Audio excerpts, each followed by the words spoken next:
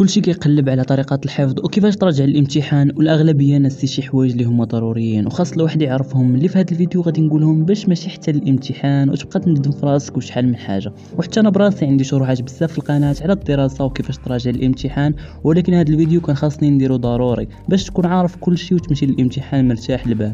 ولما نبدا هذا الفيديو ما تنساش تخلي معك واحد لايك واشترك في القناه ونبدا. اول خطا كيديروه التلاميذ ما كيوجدوش حوايجهم قبل الامتحان او ليله الامتحان بحال الاقلام والكونفوكاسيون ديالك، حيت هذا الشيء ضروري. ماشي حتى تما وتبدي تطلب من الناس يعطيك ستيلو، خاصك توجد حوايجك في ديك الليله كاع داكشي اللي ناوي عليه صايبو قبل، حيت العقل كينسى وتقدر توصل حتى لنص الطريق وتولي. ثانيا هي كتكبر الموضوع بزاف الامتحان، داكشي اللي كيخلي ديك الخلعه تجيك وقلب ديالك يبقى يضرب بزاف. على زعما الفروض ما كيصرالكش فيهم هاد الشيء غير الامتحان، حيت العقل ديال الانسان اوتوماتيك ملي كيسمع الامتحان كيربطو مع مستقبله وانه هو كلشي. والصراحه هو كلشي، ولكن كيما تخلعت كيما لا ما غادي تستافد حتى حاجه، غادي غير تعقد الامور وما تبقاش مركز. اللهم دخل فوت قرا شويه ديال القران وتوكل على الله وبدي تخدم.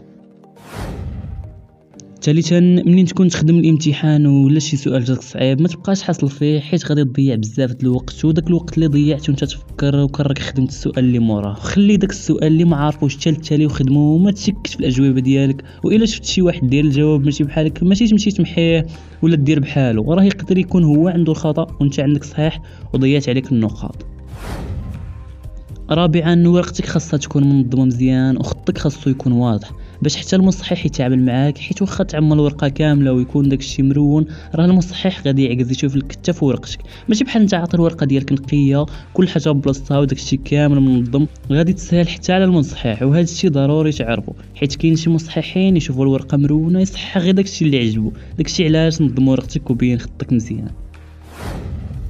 5 قبل الامتحان سير بكري باش ما تمشيش الزربان وتبقى تفتف ومخلوع. اللهم سير قبل شويه باش تدخل مرتاح وما تهضرش بزاف على الامتحان، حيت غادي تزيد غير الخلع على راسك. ريح مكارمي بحرك دوز شي فرد. واحد الحاجه اللي مهمه هي منين تسالي بلا ما تبقى تسول صحابك شنو داروا في هذا السؤال وتبقى تهضر بزاف على شنو صرالك في الامتحان.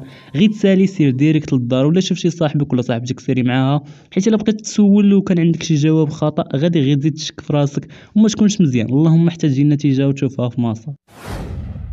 سادسا غادي نعطيكم بعض النصائح اللي يفيدوكم بزاف. اولا نعس بكري، حيت شحال ما نعس بكري تخلي عقلك يكون مزيان.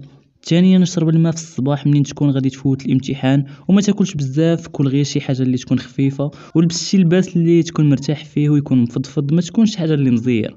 وثالثا نتفائل بالخير وما تقولش ما غاديش نجيب مليح، ديما قول ان شاء الله نجيب نقطه اللي زينه.